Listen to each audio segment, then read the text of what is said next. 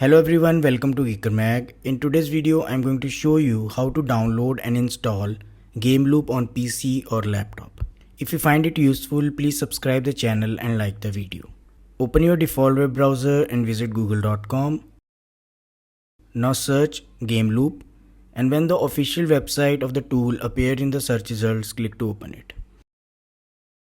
Basically, it's an emulator using which you can get access to Android apps and games on the PC. This is how the website looks like, so you can explore. Now here click on the download button on the upper right corner.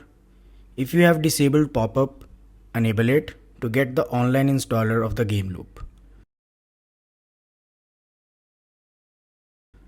Head over to the location where you have downloaded the file.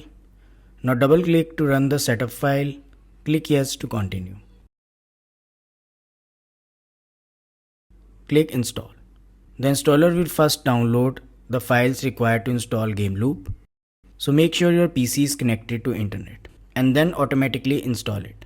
The whole process will take 2 to 3 minutes. Once done, click on the start button to open the GameLoop. Now you can browse the content that you want to access using the GameLoop. It could be game or app. For example, let's play Free Fire Max. Click on the install button. This will start downloading the game.